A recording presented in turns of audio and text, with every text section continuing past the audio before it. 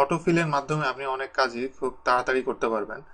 যেমন আমি এখানে একটা সেলে আমি যদি জানুয়ারিটা শর্ট ফর্ম JAN এটাতে লিখি, লেখার পরে এখানে দেখেন ডান দিকে একটা ছোট্ট একটা আইকন দেখাচ্ছে। এই আইকনটা ধরে আমি যদি নিচের দিকে টান দিই, তাহলে দেখেন যে এখানে কিন্তু লাইভ প্রিভিউ দেখাচ্ছে যে আমার মান্থটা কিভাবে বাড়ছে। এটা আমি ছেড়ে দিলে দেখেন জানুয়ারি থেকে ডিসেম্বর পর্যন্ত হওয়ার পরে আবার রিপিট করে সে জানুয়ারির পর থেকে শুরু করেছে। এরপরে আমি যদি জান না লিখে জানুয়ারি দিই,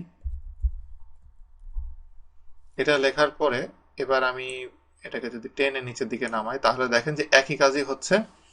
আমাকে এগুলো বারবার টাইপ করা লাগছে না।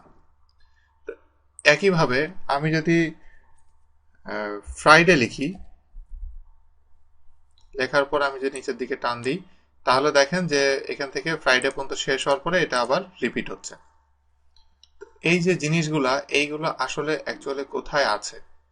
এই যে সিরিজগুলো, এইগুলো আসলে স্টোর করা আছে এক্সেলের ভিতরে। এটা অলরেডি ডিফল্টে এটা সেভ করা আছে। তো এটা আছে হলো ফাইল, অপশনস, অ্যাডভান্সড, একদম নিচে যে এডিট কাস্টম লিস্ট।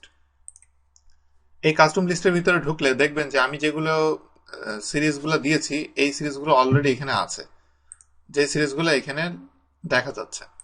এরপর আমি যদি নিউ লিস্টে যে আমি যদি একটা নিউ লিস্ট আমি যদি অ্যাড করতে চাই, তাহলে জাস্ট এখানে আমি অ্যাড দিব। অ্যাড দিয়ে এবার লিস্টগুলোকে আমার এখানে লিখতে হবে।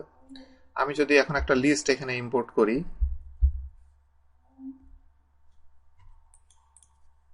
কমা স্পেস,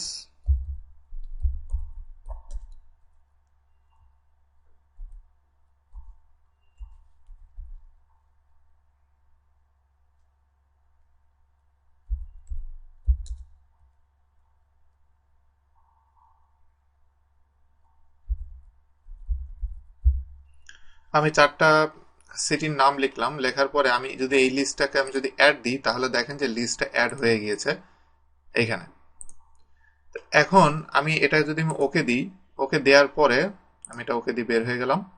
বের হওয়ার পর আমি যদি এখানে ঢাকা লিখি, ঢাকা লেখার পরে আমি এখান থেকে যদি টান দিই, তাহলে দেখেন যে এখানে বারবার রিপিট হচ্ছে। এবং আমি এখানে ঢাকার বদলে আমি যদি এখানে খুলনা লিখি, তাহলে যেটা হবে যে খুলনার পরের থেকে এখানে রিপিট হবে। তো এভাবে আপনার যে কোনো ধরনের এরকম অটো ফিল করা দরকার হলে, কোনো রকম এরকম সিরিজ আপনার যদি ইউজ করা দরকার হয়, আপনি এভাবে আগের থেকে আপনি লিস্টে অ্যাড করে নিতে পারবেন। আর নাম্বারের ক্ষেত্রে যে ব্যাপার, যেটা নাম্বারের ক্ষেত্রে জিনিসটা আমি আপনাদেরকে দেখাই। এখানে আমি যদি 1 লিখি, 1 টাইপ করার পর আমি যদি এটা এভাবে টান দিয়ে নিচে নিয়ে যাই, তাহলে দেখেন সবগুলোই 1ই দেখাচ্ছে, কারণ এটাতে কোনো সিরিজ নাই। কিন্তু আমি যদি এখানে নিচে একটা আইকন দেখতে পাচ্ছেন টানার পরে, এটার উপর আমি হভার করার পরে এটা ড্রপ ডাউনে গেলে একটা আছে কপি সেল, যেটা এখানে হয়েছে। পরেরটা হলো ফিল সিরিজ। ফিল সিরিজে দিলে দেখেন এটার একটা যে সিরিজ, সেই সিরিজে এখানে এসেছে। এখন আপনার যদি এমন হয় যে আপনি 1 টাইপ করলেন, এরপরে 7 টাইপ করলেন, আপনার এই ধরনের সিরিজ আপনার দরকার, যে 1 7, তারপরটা হবে 14, তারপরটা হবে 21, এরকম। এই ধরনের ক্ষেত্রে আপনাকে যেটা করতে হবে, দুইটা সেল একসাথে সিলেক্ট করার পরে এবার ধরে যদি আমি টান দিই, তাহলে দেখেন কি হয়। 1 7 7 13 19, এভাবে আপনার সিরিজ একটার ভিতরে যে ডিফারেন্স, সেই ডিফারেন্স ঠিক রেখে সেই সিরিজটা ফিল করবে। তো এইভাবে আপনি আপনার কাস্টম, যেমন 10 20, এই দুটো আমি সিলেক্ট করে দিলে তারপর এটা 30 40 এইভাবে বাড়তে থাকবে।